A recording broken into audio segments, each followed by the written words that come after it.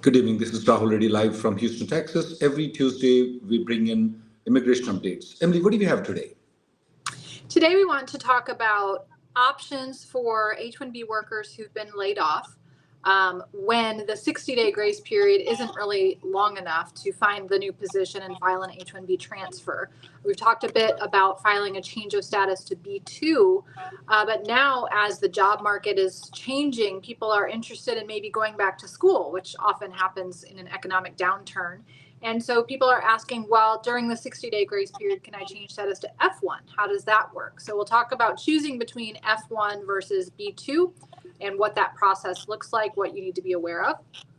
And then we'll talk about what happens when your work location changes and you have a PERM labor certification pending or even approved in an I-140 approval. How does that impact the approved or pending labor certification process when your work location changes?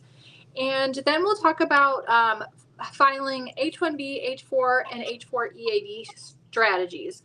Should you file those concurrently? How can you do that if you need to file an H4 EAD, but the H1B is not expiring in the near future? What options do you have to get the 540-day auto extension of the H4 EAD? And lastly, what happens if there's discrepancies between the job that you have on your H1B and the job that's described on your PERM labor certification and I-140 petition? Can that cause immigration issues? Is it a problem, or is it nothing to worry about at all?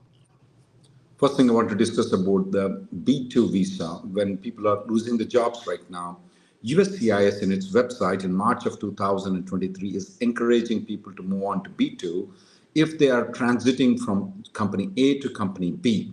Now, there are a lot of questions that come up, with our clients. Say, I have an I-140 approval. B2 is not a dual intent visa. Will that cause any problem? We have had many people file after the I-140 approval. Of course, they have to disclose that information on the B2. We had never an issue. When people move to B2 visas, though, you don't have to leave the country. You can stay in this country. So typically you have 60 days of grace period after you lose the job. Within that 60-day period, you can file a B2. That means that you get up to 8 months to stay in the United States. And in the interim period, if you get the job at any point of time, you can move to H1B at any part of the time without leaving the country. Now, companies have applied change of status and got the approval, had never had an issue. Now, previous to March of 2023, though, since the website didn't, since the USCIS did not come up any policy on the B2, it was very difficult for us to get the B2 to H1. We would not get a B2 to H1 approval most of the time. Then the people have to go outside the country to get the stamping done. Now that has been taken off. We see a lot of people that are going to B2 visa, and a lot of people consult us. When people consult us, we tell them, fill the I-539 form online and come to us, and we can help you out, file the online application. Within the last 2-3 days, you can still file a B2 application.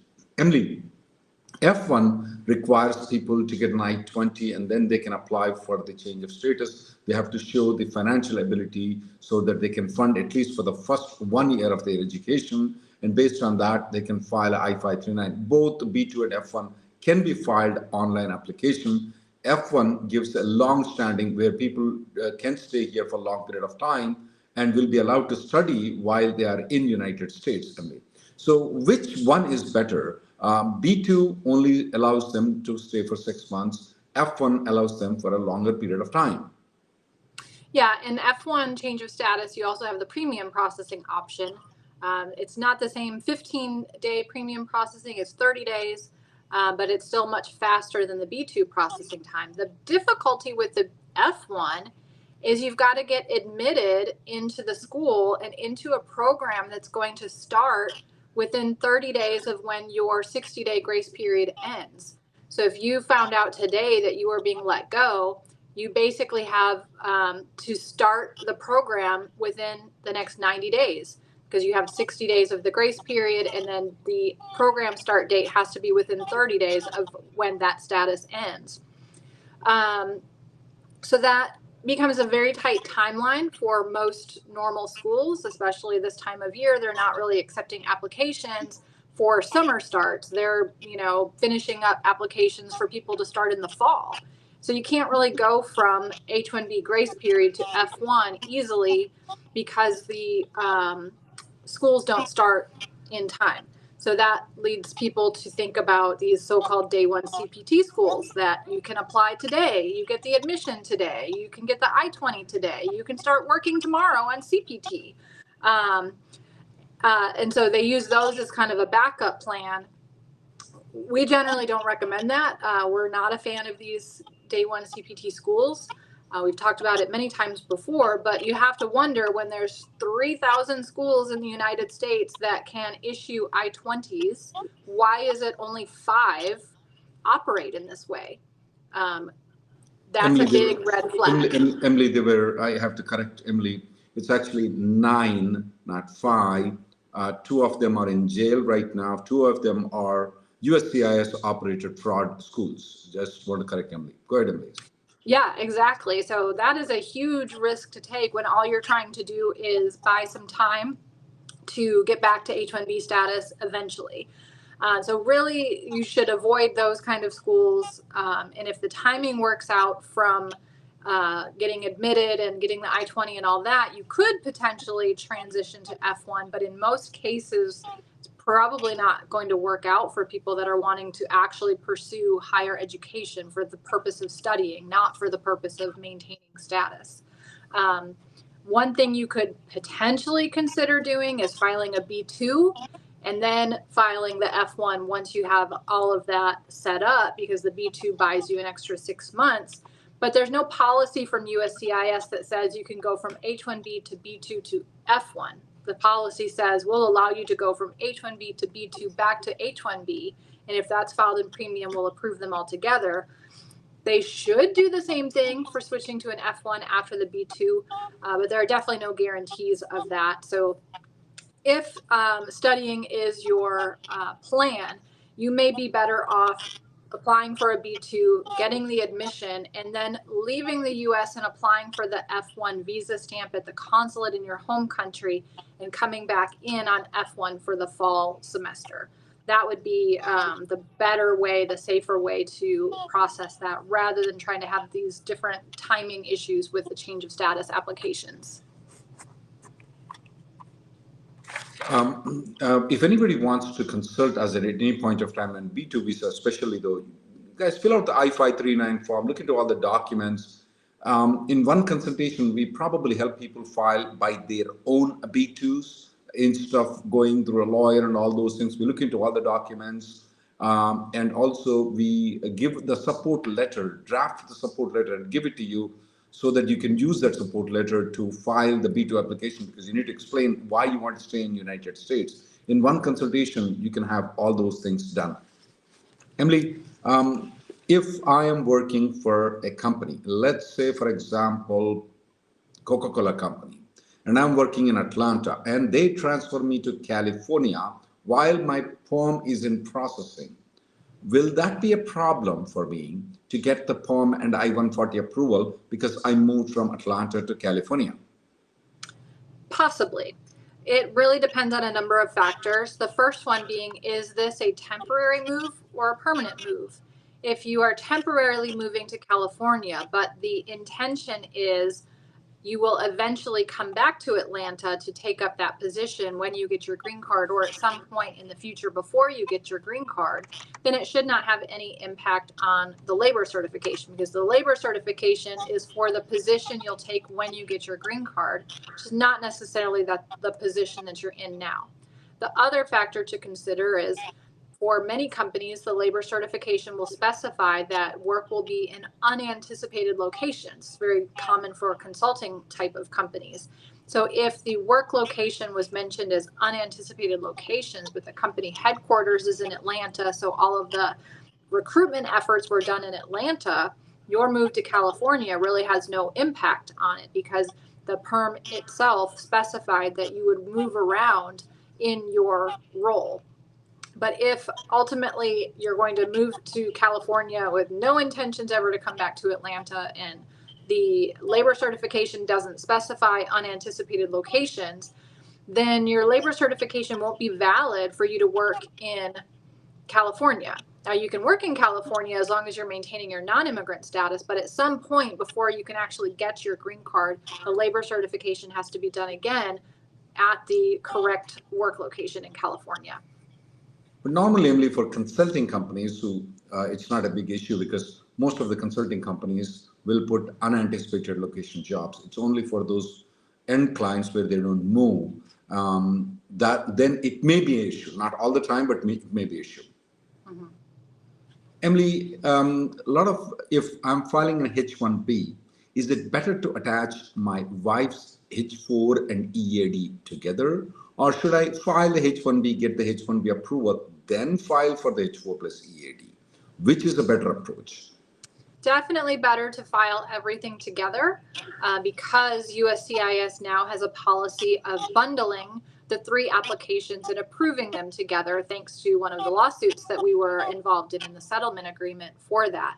And because H1Bs can be filed in premium processing, you can get all 3 approved in premium processing. And they are routinely doing that. It's very rare for them to separate out the H4 or H4 EAD and not process them together with the H1B.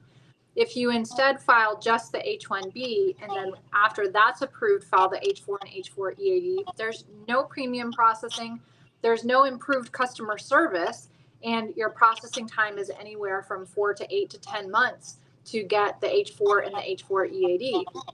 And most importantly, just having the pending H4 EAD does not give you the 540-day automatic EAD extension. A lot of people misunderstand that. The only time you can get the auto extension of your EAD when it's an H4 EAD is if your H4 has already been extended beyond the end date of your current EAD and you have a pending EAD renewal application.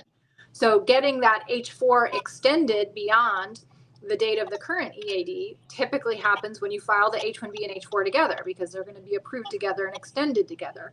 Otherwise, you have to go through the rigmarole of automatic visa revalidation, doing the margarita switch, leave, go to Mexico before your current H4 expires, but after your spouse's H1B has gotten approved, come back, show your spouse's extended H1B approval notice to get a new I-94 that extends your H4 status beyond the current validity period, and then file the EAD renewal before your current EAD expires, and that receipt notice plus your new I-94 will then give you the 540-day auto extension. So that's a whole lot of mess to go through when you could just file all 3 together. Now, we know some companies have a policy of not allowing that. I'm not really sure what the thought process is behind that because it creates a lot of stress and hassle and problems, but definitely filing together is the way to go.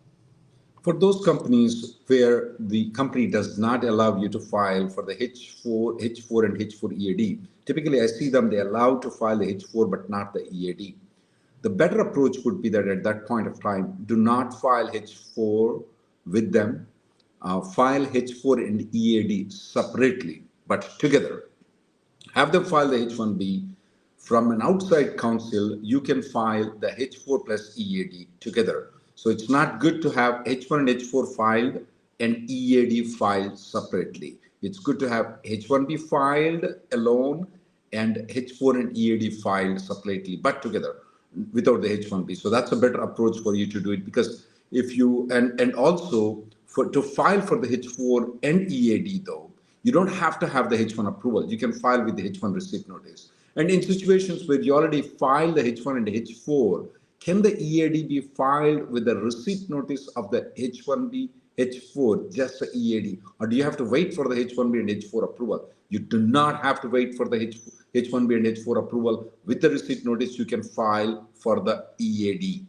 So please try it because timing is very important, especially people are doing the jobs. You don't want to have an interruption in the job because you don't have the EAD in proper timings.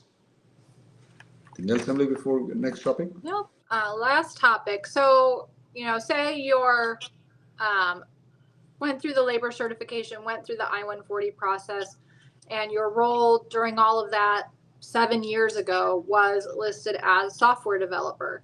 And now you're a senior software developer or a software architect. I'm sorry? Architect. That's what people exactly. Or you've moved up into a higher level position, or now you're doing, I don't know, AI instead of Java, any kind of difference. So your H1B, you filed your latest extension, and your H1B is for your current position. But your labor certification in I-140 has all the old job details on it. Is that going to cause a problem for someone? Is it considered a misrepresentation? Is there any kind of issue that can arise from that? Absolutely not a problem. Even though previously you were a software developer in Java, and right now you are in AI doing as software architect, absolutely not a problem. That labor certification was filed somewhere before. This is for the current person, absolutely not a problem.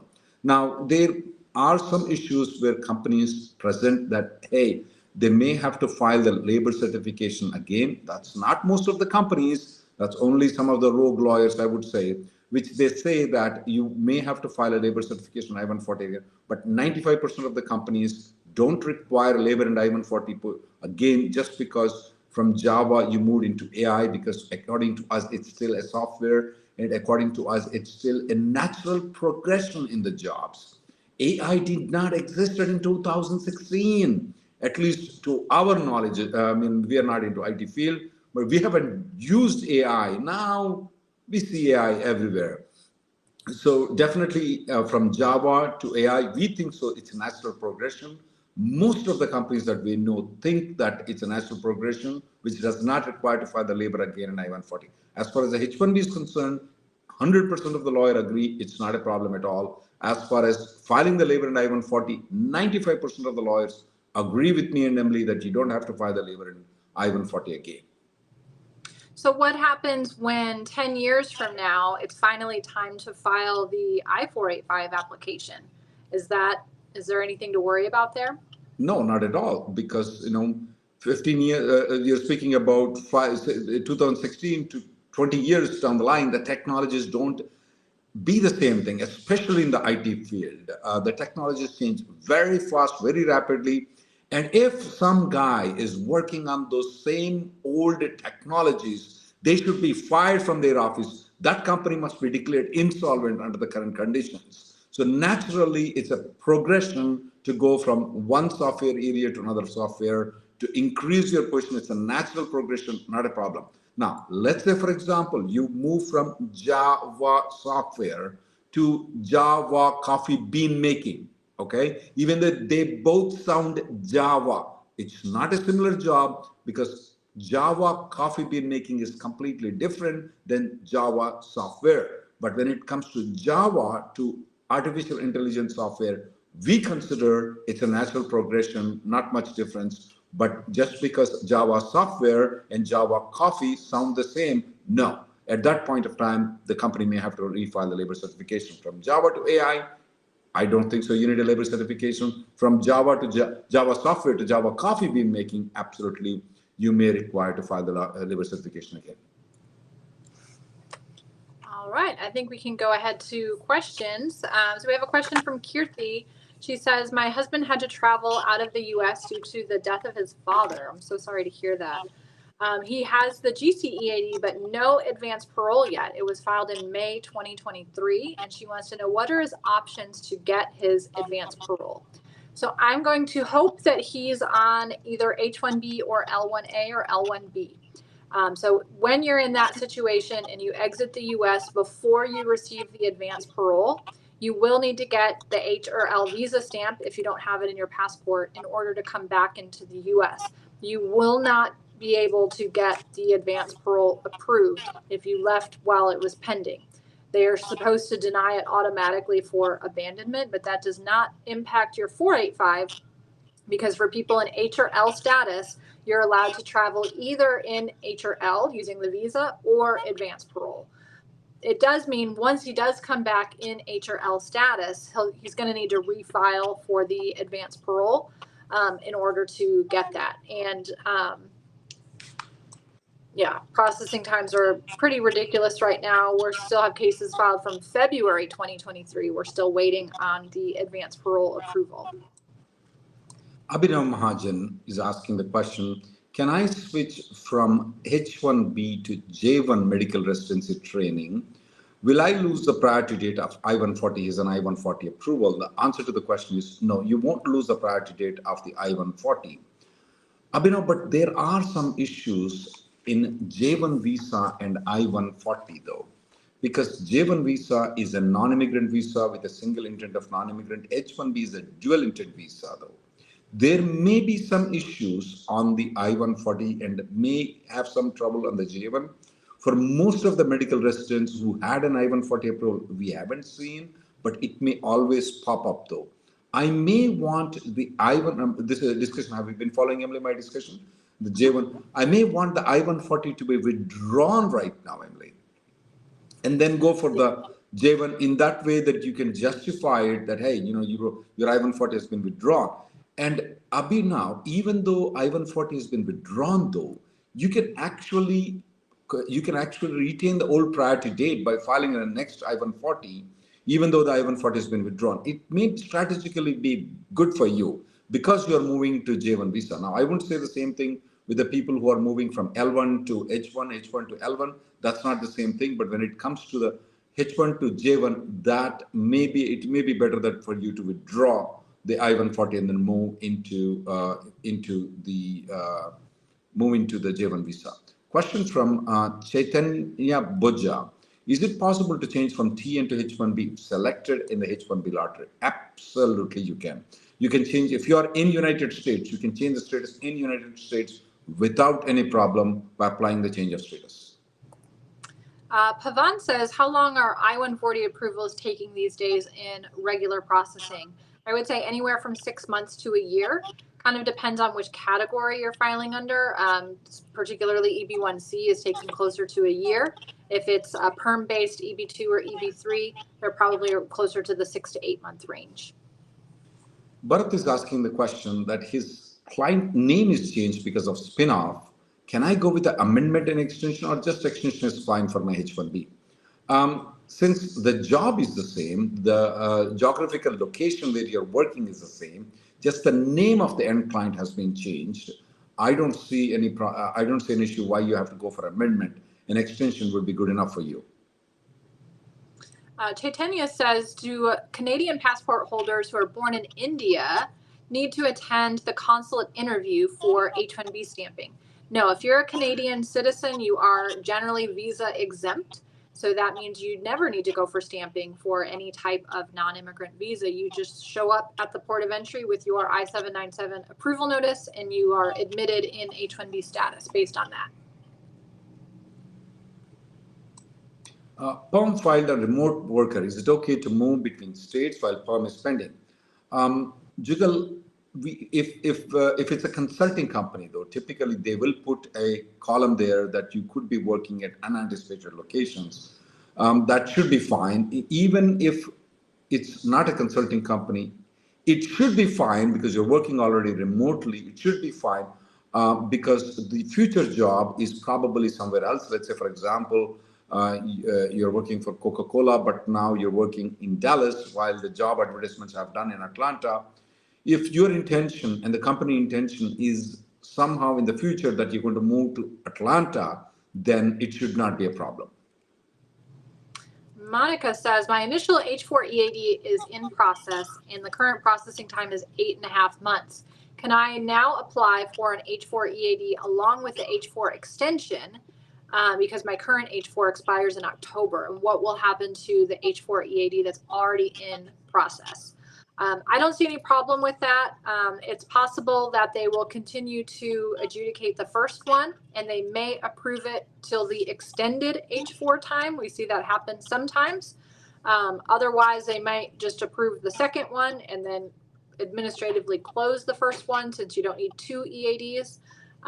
Or they might approve both, one till October and then the next one for the next 3 years. So really no downside to that other than the additional filing fee that you've got to pay. Vinod Kumar has a problem, big problem, definitely has a big problem. His advance parole is pending with Texas since June 2022. Second advance parole is pending with NBC from June 2023. Please suggest what should I do? Sue the USCIS, that's the simple response. If you can raise the service ticket, they don't allow to raise the service tickets most of the time. You can contact the congressman, it doesn't work. You can contact the ombudsman, that doesn't work. Sue the USCIS. If it's been pending for 90 days, it's going to cost anywhere between $4,000 to $6,000 for you to sue the USCIS. Typically, you get a result in 70 days. That is the best option because it's taking about 17 to 18 months to get in. 17 to 18 months to get the advance for approval. In your case, almost 18 months, sorry, even 20 months for you, it's taking now. So suing is the best option for you. Radha Krishna says, I currently have an approved EB2 I-140, recently moved to a different employer, and per their internal rules, they're saying that they will apply under the EB3 category. Is it okay to apply under EB3? Yeah, just because you have an EB2 already doesn't mean that you should not file or cannot file an EB3. It's all based on what the job you're being sponsored for requires. So if that job doesn't require a master's or a bachelor's plus 5 years or more of experience, then it's going to qualify under EB3 instead of EB2. The downside is if you have an EB3 labor certification, get that EB3 approved, you cannot use that same labor certification to file an EB2 later if the EB2 date ends up being better for you. So it's generally better if the labor certification is destined for EB2, because then that allows you to file in both EB2 and EB3. But that's not an option if the company is saying the job doesn't require those higher level of education and experience.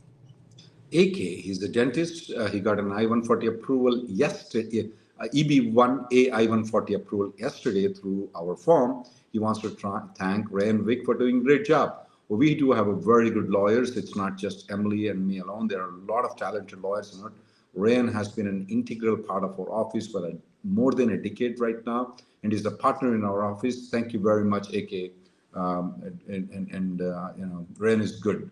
If anybody wants to contact Rayan for EB1A, you guys can. Sukanya says, I'm on a green card, but my children aged out by the time I received it, so I filed the I-130 for my kids. Will they be able to get the green card under my sponsorship if they are married? No, the F2 category is only for unmarried children of green card holders or unmarried sons or daughters, meaning they're over 21, but they have to be unmarried. There is no category for a married son or daughter of a green card holder. So if they do get married, you're going to have to wait till you get the citizenship, and then they will fall under the F3 category, and you could then file in that category, which is even more backlogged. So it would be best for them to not get married. One of the consideration is, Emily, they cannot port the date from F2B to F3 category though. However, if you get the citizenship and then they get married, they can port the date from F2B to F3 visa. So you can calculate the timing, and if they do the timing properly for the marriage, that means after you get the citizenship, they get married, then the prior to date of F2B will be transferred to F3. Pradeep has this question. He's working for company A, and he got a job with company B. He wants to file. He already filed a 485 application, which is additional status. He wants to file an I-485J with company B, and he wants to continue working with company A also and company B. Yeah, you can do that, Pradeep. You can do. After filing a 485J with company B, can you continue working with company A? Absolutely, you can. But is it necessary for you to file a 485J? It's not necessary for you to file. Even though you move to company B, you don't have to file a 485J with company B. You can continue working with both companies. I'm already assuming that you have an EAD. You can work for both the companies without filing an I-485J. And when there is an RFE or there is an interview, you can choose at that point of time if you want to file I-485J with company B. Jagan says, I have the GC EAD expiring in September, still also have H1-B, and if I get a new job offer, I'm going to file the H1-B. But do I need to redo PERM and I140, or do I just file the 485J? Well, since you mentioned that you have the green card EAD, that tells me that you have a 485 pending. As long as your 485 has been pending for at least 180 days, and generally you want your I-140 to already be approved, if you get a new job offer that's in a similar occupation, you can move to that new job and keep the green card process going with the new company by filing just the Supplement J. You do not need to do labor certification or I-140 over again in that situation. Now, if you had not filed the 485 yet, that's when you have to go through labor and I-140 again. Does the USCIS publish the numbers about the H1B lottery? Yes, they will. They haven't done it, Emily. Why? I feel like there was a delay last year as well. Okay. So I don't know what the reason is. I'm trying to recall when they finally told us that the number was 700 and some odd thousand. It seemed like it was quite late. Can I apply for H1B stamping with a granted advance parole? Absolutely, you can. You can go for stamping if you have an advance parole, you can. Whether you need it, that's a different question, but yeah, you can go for stamping. Idris has this question on H1B traveling to Canada using automatic revalidation. What document should I carry? Now, let me explain, guys, what an automatic revalidation is. This is only valid for Canada and Mexico. That means that if you have a non-immigrant visa like H1B, H4, F1, if you have a valid I-94, even though your stamping has expired, you can travel to Mexico or Canada, stay there within 30 days without applying for any stamping. You come back into the United States. Let's say, for example, you came into the United States on F1 visa. You converted to H1 visa. You don't have the H1 visa stamping, but you have the H1 approval with the I-797 at the bottom. You have an I-94 approval. You can go to Mexico or Canada and come back without any stamping on the H1B. What documents are required? For sure, I don't have to tell you, Mr. Idris, that you need to carry the H1B. You need to carry the H1B, you need to carry the passport, and you need to carry the non-immigrant visa that is approved for you, whether it's H1 or whether it's H4. You need to carry the I-797 with the I-94, you need to carry and take it. Now, if you're an H1B, always keep the pay stubs or W-2s available to show. Don't show it to them unless they ask for it, but have them available. But passport and the non-immigrant visa, the I-797 approval, those two are a must. Dad has a couple of questions on H1B and advanced parole. He's got a valid H1B visa stamp and a pending 485 and wants to know if he can leave and re-enter U.S. Based on the H1B without abandoning the 485, or if he has the advanced parole, can he still apply for an H1B stamp and come in on H1B? So only for H1B, H4, L1A, L1B, and L2, you can exit the U.S. without advanced parole and not abandon your 485 as long as you are in one of those statuses at the time you leave and you have a valid visa stamp in order to come back into the U.S. in that status. So in your case, since you have an H1B, if you're traveling on H1B, you can re-enter, leave and re-enter without abandoning your 485, even if you don't have an advanced parole. If you do have an advanced parole, it's not mandatory that you use it. So you can, if you're in H1B status, leave, get the H1B visa stamp, and come back in on H1B, even though you have an advanced parole. The advanced parole just stays in your back pocket in case you need it.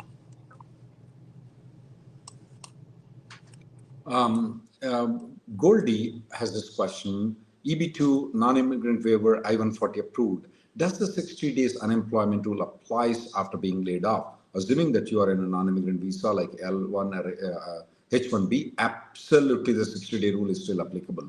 60-day rule is applicable for those people who have an I-140 approval, whether it's a EB1, EB2, EB3, it's all applicable. And Goldie, you can apply for the B2 also, even though you have an NIW approved, you can apply for a B2 and stay here beyond the 60 days if you want to continue to stay in the United States. Nairup says the LCA for his H1B extension is taking more time than usual in my case. Is this common nowadays? No, it is not. I mean, LCAs are like clockwork, 7 days, that's it. So if it's taken more than 7 days, something is not right. Definitely need to be looking into that because we're not seeing any delays in LCAs. Naga Quota has this interesting question. Automatic revalidation only applies if the expired visa stamping. Well, if you have the current visa stamping, we don't call it as a automatic revalidation. You can still go to Mexico and come back into Mexico, Canada, and come back into the United States, but we don't call it as automatic revalidation.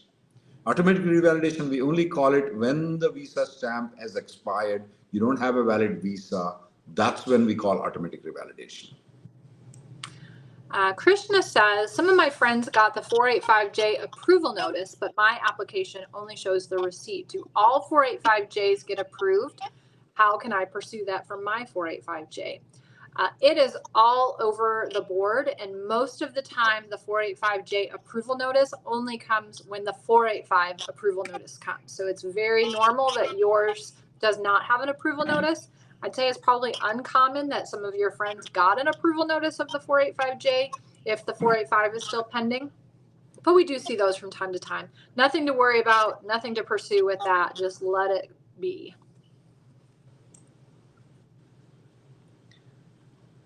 Question arising with regards to, is the automatic revalidation is applicable for H4 people also?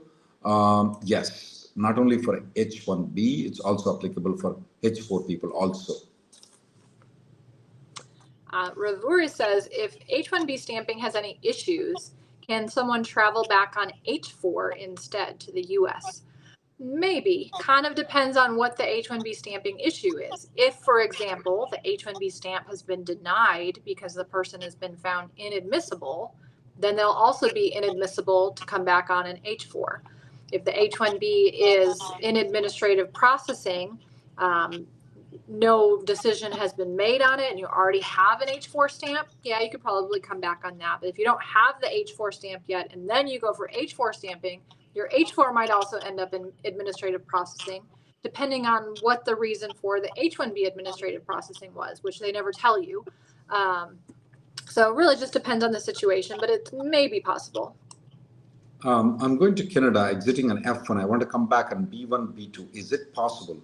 Well, if you have a B1, B2 stamping in your passport, which is valid and still not expired, you can, but at the time when you come back, your intention to come back into the United States should be only to visit United States, not to stay here, not to work here in the United States. Shumya says, my STEM OPT is pending with USCIS. Can I renew my passport, or do I have to wait for the STEM OPT? My passport will expire in November. You can go ahead and renew your passport. It will not have any impact on the pending STEM extension. No problem at all. Can dependents stay in USA, dependents like H1-B stay here in USA while I go outside the country and work for a different company so that I can come back and claim the EB1C? The answer is no, they cannot. Since you don't have a job in the United States, you have a job elsewhere else, you're not maintaining the H1-B status in the United States, your dependents cannot stay in the United States on a H4 visa. They can convert into F1 and B2 and some other visas they can consider, but definitely not H4. Shyam has a 485 pending and already has the EAD and AP and wants to know if the AP extension can be filed while he's out of the country on the valid AP and planning to come back before the expiration. No, you have to be physically present in the US in order to file the AP, whether it's an initial AP or a renewal AP. So if you've already left, you've got to wait till you come back and then file the AP renewal. I'm traveling on STEM OPT. When I come back, re-enter into the United States, do I need to apply for EAD again, or my EAD is still valid? The answer is your EAD is still valid. You don't have to re-enter. You don't have to reapply for the EAD. Assuming that your passport stamping is still valid, I don't see any problem in you traveling. Mahesh says, my wife's H4 and H4 EAD renewal are approved on March 5th, but the EAD card has not been mailed by USCIS yet. Can she get I-9 extension with the H4 approval alone? So by I-9 extension, I'm assuming you mean re-verification of her I-9 form. The I-9 form is a form that you fill out when you're hired by a new company. That's how the company verifies that you are who you say you are and that you are actually authorized to work. For people on non-immigrant visas, whenever that current employment authorization expires, the company is required to re-verify your documentation to make sure you're still authorized to work. So in the re-verification process, she's likely eligible for the automatic EAD extension, but it depends on when her EAD has expired. So she's already got the H4 approval notice, so that would extend her H4 status. That's got the new I-94, so she needs that. She's got the EAD receipt notice, the I-765. But the auto extension is only for either 180 days or 540 days from the day that the last EAD expired. So assuming you've not exceeded that time period, then yes, she can use the H4 approval notice that has the H4 extended I-94 plus the expired EAD card plus the I-765 receipt notice to get either 540 days or 180 days, depending on when the 765 was filed. Naga Quota has this interesting question. Now he has a very good question. Automatic revalidation, that is when you go to Mexico and Canada, can it be used if I have an I-797 H1-B approval working in the United States, but I have a stamping of E3 visa, can it be used to go outside the country and come back in H1-B? The answer is yes, you can. Now, there are a lot of visas that we use where we tell people that instead of filing a change of status, just go to Mexico or Canada and come back. Especially, there are some people who have H1Bs approvals, especially these people, they get a H1B approval starting with October 1st, and they are on H4 before, and they lose the job on H1B, and they want to get back to H4. We tell them instead of filing an H4 EAD and paying money to us and to the immigration, why don't you just go to Mexico, have a margarita, and come back? And when you go and have a margarita, when you want to come back, you just show that you have a H4 approval, which is I-797. You're married to a guy who's working on H1B, and that's all. You can switch back. And there are also situations where people from L1 to they get the H1B approval, they want to move back to L1. We tell them go to Mexico and come back. We'll go to Canada and come back. So we call it as a margarita switch, Mr. Naga, where you are switching from E3 to H1B, or sometimes H1B to H4, H4 to H1, L1 to H1, H1 to L2, by going outside the country to Mexico and coming back without the valid stamping, where you have an I-797 approval with the I-94. Yes, you can do it. We call that as a margarita switch. Rajesh is asking, can you do a live session of non-immigrant waiver? Yes, last week we got an overwhelming response and a lot of questions that came on non-immigrant visa. We intend to do it. We are just going to take a couple of weeks, but we intend to do it because we see a lot of people who have who are coming very near to 6 years. The companies are not filing the PERM labor certification, or they're getting laid off, and or they don't have enough time. That is under serious consideration, Rajesh. Most probably, we have done one live session a long time ago, but we will probably do it soon on non-immigrant visa. And we'll You mean national interest waiver? That's exactly it. Sorry. Okay, you keep saying non-immigrant waiver. Sorry. Like, I don't think that's the same thing. Well, it's national interest waiver. Sorry. No, we don't intend to do non-immigrant waiver. We're not that good in non-immigrant visa waivers as compared to national interest waivers. Sorry, Emily. Thank you for correcting. Okay, loading soon says I filed H1 to H4 for my wife at the same time filed H4 extension for my daughter along with my I-129 extension and premium. H1B was approved, but after 3 months we got an RFE on the H4 saying the I-539 may be filed for one requested action only. USCIS may not approve an I-539 filed for a change of status for more than one applicant and also an extension of stay. Yeah, that's a problem. So I'm assuming when you say you filed the extension for your daughter, you mean she was filed on an I-539A supplement that goes along with the wife's I-539. You cannot request a change of status on one and a extension of status on the other. So when they approve the wife's change of status to H4, they're going to deny the daughter's H4 extension because it was filed as a supplement. Now, if they were two separate I-539s, paid two separate filing fees, then USCIS is wrong. But I'm assuming that's not what happened. So it looks like you're going to have your daughter's extension refiled. It's probably going to be a nunc pro tunc extension because I'm guessing the H4 has already expired by now. But that should be approvable. It's a very common issue, very clear, extraordinary circumstance beyond your control. USCIS crazy forms are confusing. And so you should be able to get that approved for her, but it's going to take maybe an extra 6 or 8 months. Morris has this question. He's working with a sponsored company. He filed a 485 application. He got the 485 interview. Does he need to carry the supplemental J with the second job that he's doing, but he's still doing the current job, who filed for the 485 application? Absolutely not needed for you to carry the 485J supplement. You can carry the, because your company might have already filed the 485J supplement or might have filed an I-140 and 485 at the same time. Because you're still working for the same company, even though you might be working for different companies other than the main company that you're working, you don't need 485J supplement at all. However, you need a job confirmation from the current company that you're working at. Nutella says, my current H1B is valid till December 2024, and my 6-year max out is August 2025. I have an approved I-140. If I apply for my extension before December 2024, will it be good until August 2025, or can I get a 3-year extension? You can get a 3-year extension based on your approved I-140, assuming your priority date is not current at the time you're filing. So basically, your employer can request an extension from December 2024 to August 2025, and then add on the additional extension that you get under AC 21 for having the approved I-140. So it won't get you to August 2028, but it will get you to December 2027, because the maximum you can request is 3 years. So you'll get your time to reach the 6-year limit. That can be combined with the extra time you get from AC 21 in one application. You don't have to file 2.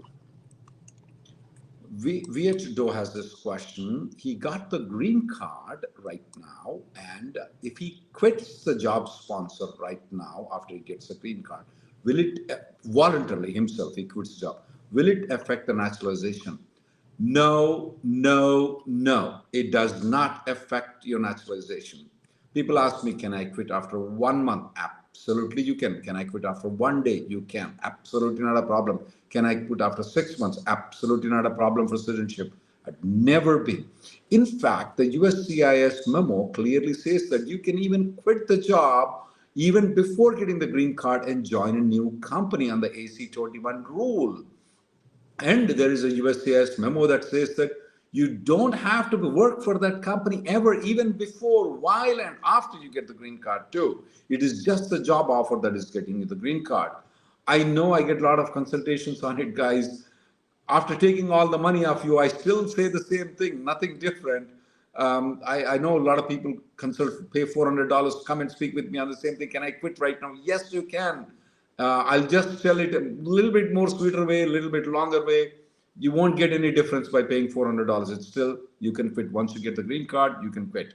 Now, once you get the green card, do you have to continue doing the similar profession? No. You can flip a burger in McDonald's. You can be a Microsoft CEO. You're fine. Raj says, when I do a change of status from H1B to H4, does my old H4 EAD remain valid, or do I need to apply for a new H4 EAD? So we kind of went around and around on this when the H4 EAD first came out, because there's no guidance from USCIS on it. We came to the conclusion that as long as that H4 EAD has not expired, once you're back in H4 status, you can use that EAD. You don't have to apply for another one. Now, of course, that H4 EAD is probably going to have a shorter end date than your new H4 status. So you'll have to make sure that you file the renewal in plenty of time.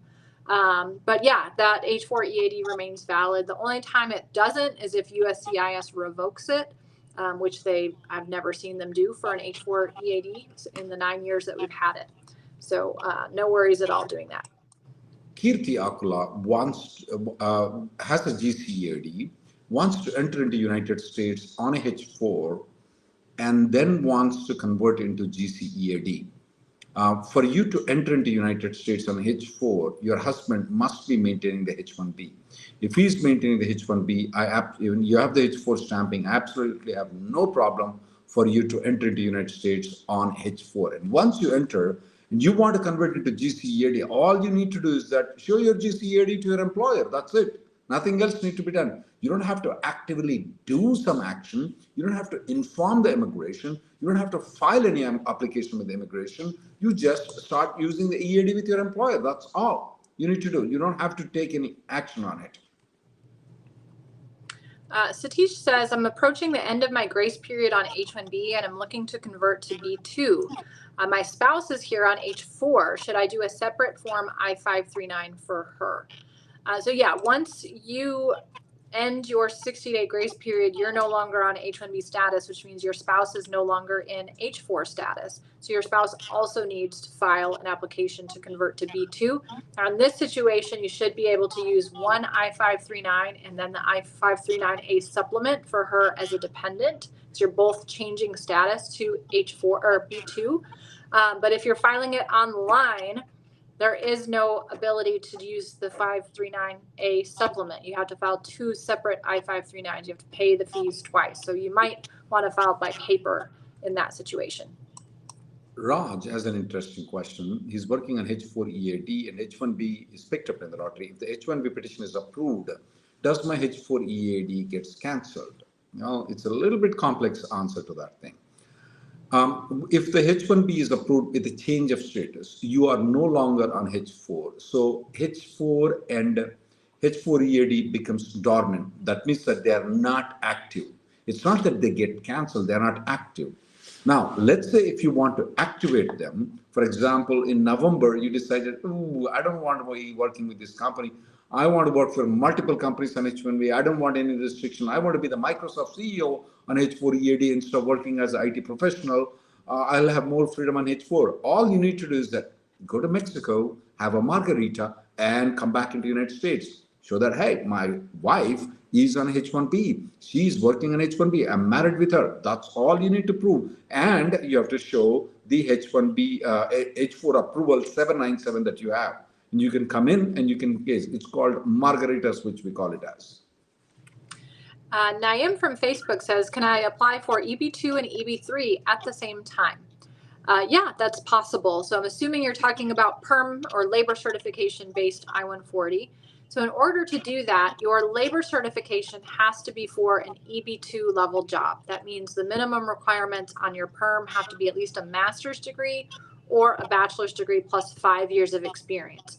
When that's the case, your employer, when you get the labor certification approved, can file one I-140 using that labor certification in EB2, and right at the same time file a second I-140 using the same labor certification, all the same supporting documents, just check a different box for EB3. Both of those can be processed and approved at the same time. A lot of people were doing that after October 2020 when EB3 jumped ahead of EB2, or people who weren't sure which one was going to be ahead, so they wanted to be prepared for both, so they were filing in both in order to be ready when the date becomes current. Suresh has an L1A and approved I-140 and EB1C. My company is getting sold. What are my options to stay in USA? I don't know whether you filed the 485 application. If you file the 485 application, if it's more than 180 days, then I don't see any problem. You can switch to that company or to any company within the similar role, you're fine. But if you haven't filed the 485 yet, though, will the new company, will it be eligible for L1 visa? Will it be eligible for the EB1C is a major question that pops up. Because when the merger happens, the new company also should qualify for the L1. It's a little bit complex for us to decide unless we speak with the HR, but you may want to consult an immigration lawyer for alternative sources though. One gentleman is asking the question that he completed 1 year of work in, is completing 1 year of work in India. He seems to, I'm assuming that you're qualified for EB1C filing. Now, if you are qualified for EB1C filing, he wants to stay in United States. This is Rajesh that I'm speaking about, Rajesh Walichami. While staying in India, can the company apply for EB1C? Can the process of the green card be done while he's in India? Absolutely, that can be done. It's called consular processing. And the company, even though you are in India, if you qualify for the EB1C, you don't have to be in United States to file an I-140 EB1C. You can be in India, and the I-140 approval can be sent to India for you to do the consular processing to get the green card in India. You don't have to step into United States to get the green card. You can get in the consulate in India the green card. DT says, I'm working on H1-B maxing out June 4th, 2024. So I applied for a change of status to H4 and the H4 EAD. I received the approval for both, but waiting on the actual EAD card. Can I still work because my H1 is valid? I-94 still shows H1 status. Well, you have to look at your H4 approval notice that'll have the new I-94 on it. So if you're looking at your I-94 online, that's not the I-94 anymore. The I-94 is the one that's on your H4 approval notice. That one will have a specific start date on it. If that start date has already passed, you are in H4 status and you cannot work without employment authorization. Now, what do you provide to your employer as employment authorization when you're on H4?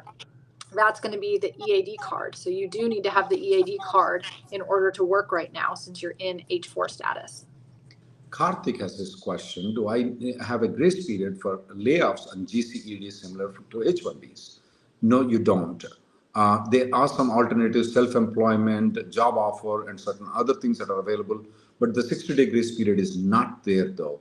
If you have a layoff and you don't find a job immediately, though, contact an immigration lawyer to have an alternative things, because gap in employment is not a good thing. They may deny your green card if you have a gap in employment. There are things, self-employment and job offer, that you can consider. MKC says, my current H1 and H4 EAD are valid until 3/26. I'm guessing you mean March 2026, not March 26th, but we'll see. Now I moved to company B, and the H1 and H4 have been extended to 12/26. So I'm thinking 2026, December. So it goes from March to December of 2026. Do I need to apply for an EAD with company B, or else can my wife work with the old H4 EAD until it expires? That old EAD is still valid, even though you're no longer with the company that it was filed along with. The EAD belongs to your wife, not your old company. So it's valid as long as she's in H4 status and as long as you're in H1B status. Just make sure to extend it timely so that she doesn't have any gap in employment authorization. My son is turning 21 in July. He's an H4. Do I need to move him to F1? I'm assuming that you didn't file the 482 application. You have to move into F1. Otherwise, he will become illegal in United States. Since the time he becomes 21, he will become illegal. All right, well, I think we're out of time for today. Thanks all for joining us. We'll be back next Tuesday at 5 o'clock. In the meantime, you can get all the latest updates by subscribing to our newsletter. You can do that at rnlawgroup.com. And if you'd like to consult with us or any of our attorneys here at Reddy Neumann Brown, you can also go to rnlawgroup.com, click the button for consultation. You'll see all of our schedules and you can book that online. Thank you very much.